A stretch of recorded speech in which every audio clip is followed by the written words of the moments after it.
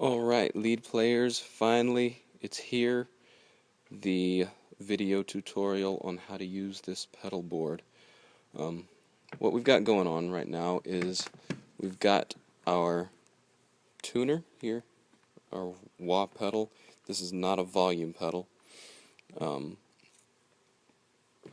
first of all, we have our input right here. That's our input. That's what we're going to plug the guitar up to. That goes out to this tail loop. The tail loop is going to control everything on this board. But first, before we get into how the tail loop works, let's talk about the effects chain.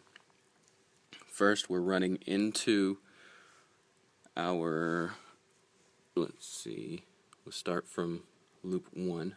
It goes out to here, to the twin tube, which is a very awesome overdrive / lead channel boost, into the wah pedal, then out back to the loop, and from there we go to our boost channel,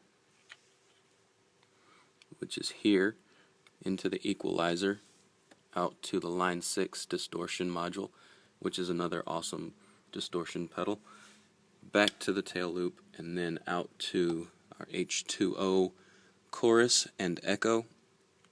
And then from there it loops to the cathedral reverb, and then from the cathedral reverb to the digital delay, and out to the sonic stomp, and out to our amps. So there it is. The tail loop will control everything that I just showed you. Basically, you can have all of these on at all times with whatever sound you want. The BBE will always be in the chain, so that's gonna, since it's on the output, you'll have to be careful whether this one is on or off. But you'll also want to have your tuner on at all times. That way, if you hit tuner here, then you'll have tuner access up here. But one thing you have to worry about is when you hit tuner, it's going to mute everything on the pedal board. Loop 1 is the first overdrive, your first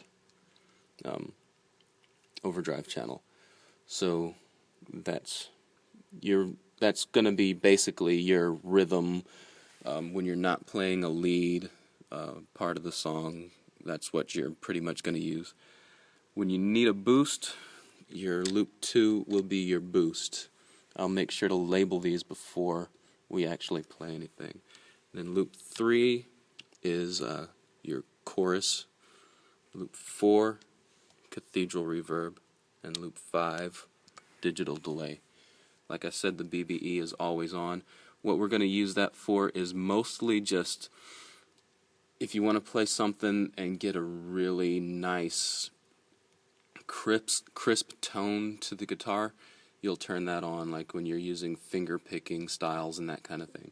It just makes the guitar sound a lot crisper, and you don't necessarily want that on everything you play. So there it is, guys. It's finally hooked up. The only thing that's missing is the volume pedal. And as soon as we get that in, I will hook it up, and it'll be the first thing on input. And so there you go. Enjoy.